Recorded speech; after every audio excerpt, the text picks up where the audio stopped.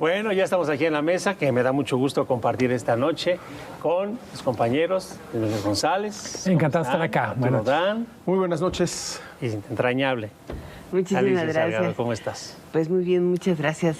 Ahora vamos a platicar de muchos temas interesantes, ¿no? Buenas noches a todos. Sí, porque esto de la paridad peso-dólar, pues decíamos, es multifactorial, son muchos elementos, y yo quisiera que nos explicaran, nos ayudaran a entender por qué el peso mantiene esta paridad con el dólar.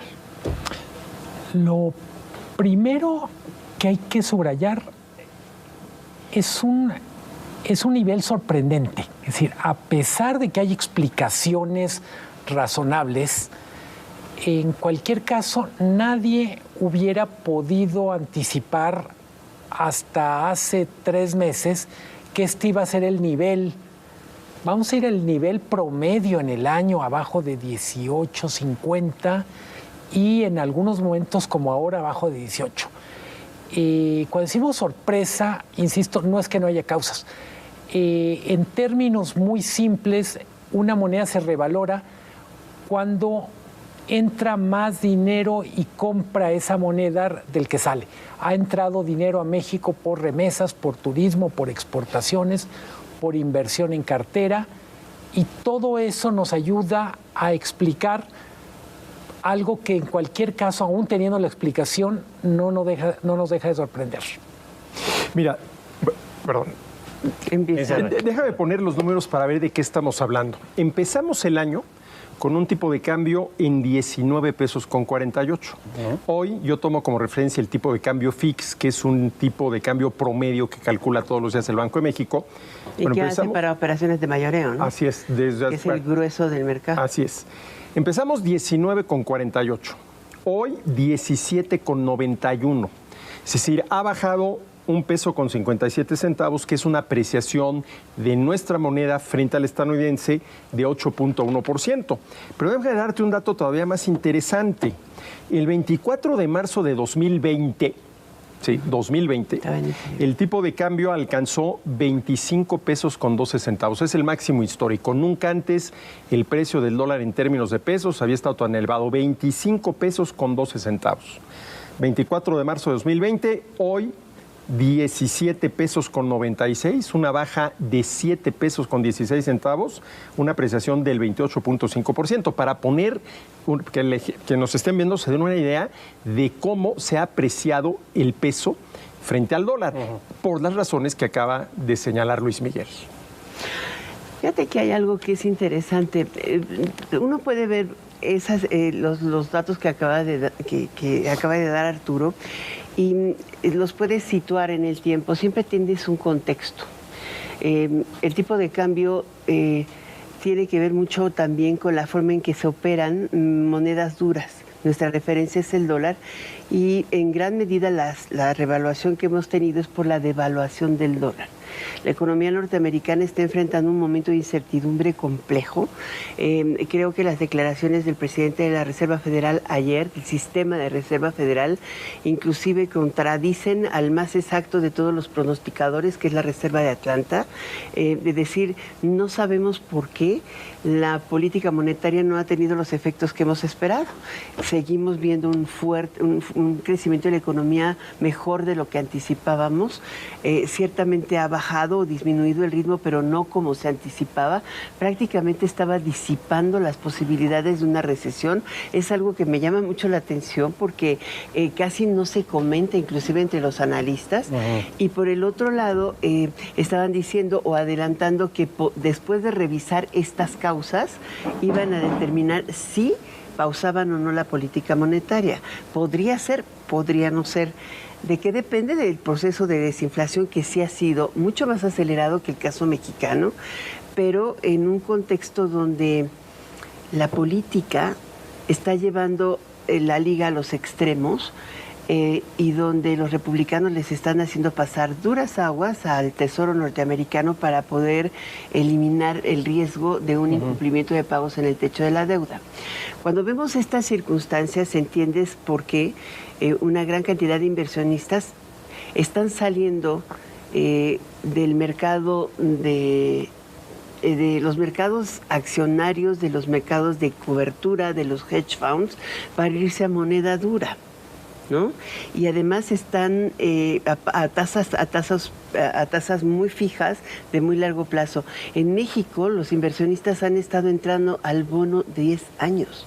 No están entrando a CETES. Si ves la cantidad en el Banco de México, estamos teniendo de la concentración que tienes de influjos nuevos, están yéndose a más de 3 meses, están yéndose a 1 año y a 10 años. O sea, es algo que normalmente no sucede a menos que sientas refugio.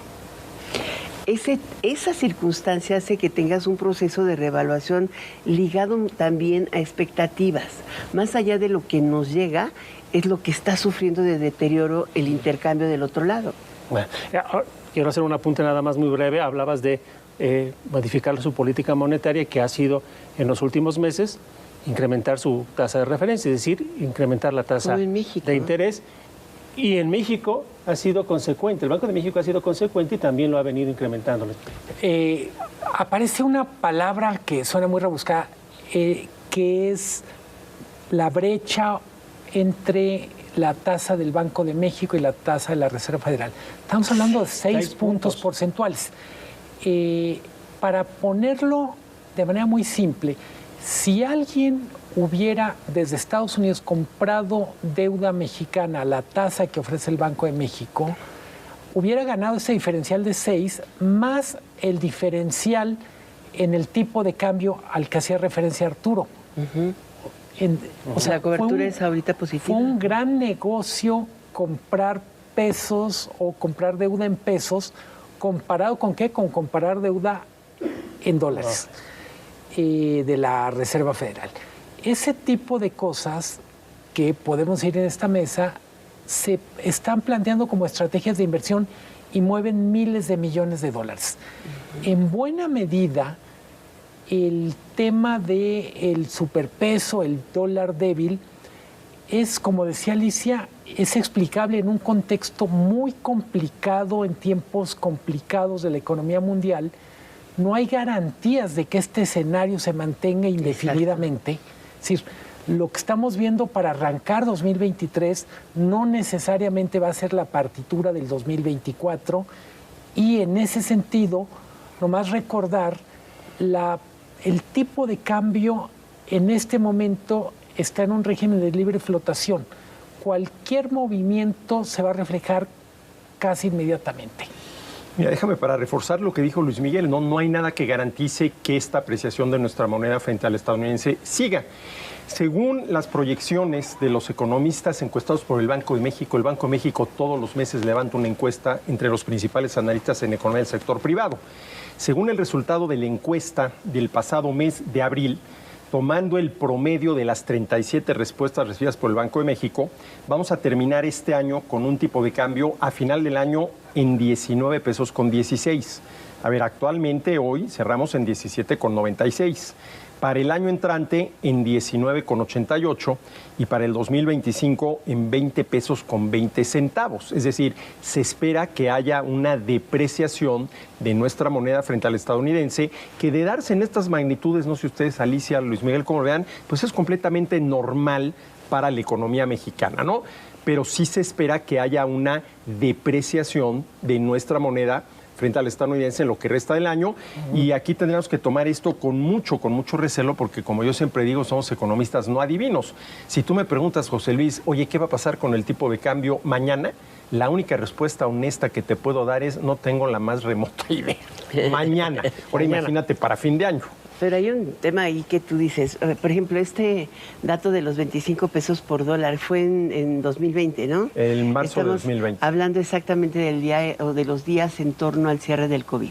¿Sí? Y no nada más tuvimos un momento de evaluación del real, me acuerdo que ese día alcanzó niveles históricos, el SAR de Sudáfrica, o sea, todas las monedas del mundo empezaron por esta circunstancia porque se fue todo el mundo a refugiar al oro y al dólar.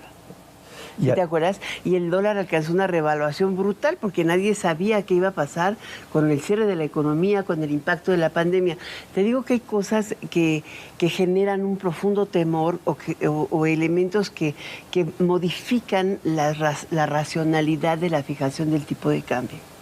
Hoy creo que si nosotros vemos la definición del Fondo Monetario Internacional en la canasta, tiene 3 elementos básicos, 3 que te hacen una moneda, que te facilitan el intercambio de monedas y ellos son los que hacen los cálculos de sobrevaluación o subvaluación.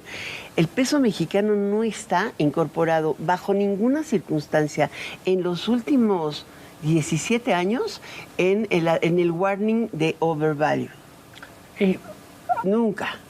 Está entre los 7 países con la moneda que tiene mejor flexibilidad cambiaria. Sí, por el tipo de cambio flotante. Es más, Pero a ver, yo ahí tengo una teoría. A ver, aún si el tipo tema de cambio... intervenciones que se ha llegado a cuestionar, subastas de dólares, compra de dólares. Que ha sido más bien la excepción, ¿no? Pero y no tanto para defender un tipo de cambio, sino para estás restarle entre los 7 presiones. países con mayor libertad cambiaria, incluyendo el dólar.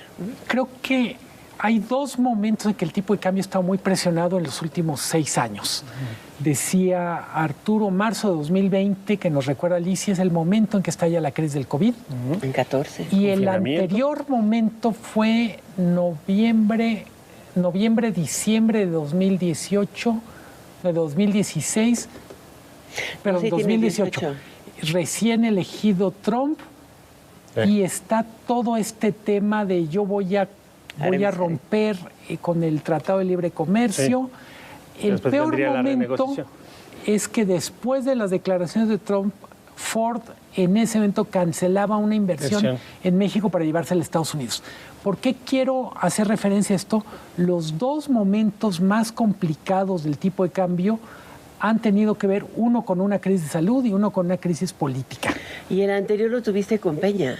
En 2014, ¿no? Debes tú tener el dato, pero el tipo de cambio entonces estaba fluctuando en una banda entre 13 y 14 pesos por dólar, y fue cuando tuvimos el enorme impacto de la baja petrolera y el descalabro de la administración del director hoy en cárcel de Pemex, porque ahí es donde brinca el tipo de cambio, pero por una razón.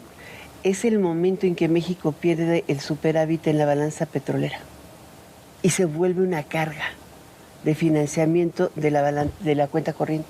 O sea, es un tema muy relevante. Fueron 8.300 millones de dólares perdidos de tajo por una pésima administración, la caída en picada de la balanza petrolera. Fue un caos. Eso te explica esa contracción tan impresionante. De ahí se salta a 17 pesos por dólar cuando empiezan los jaloneos en torno al Tratado de Libre Comercio, ¿no?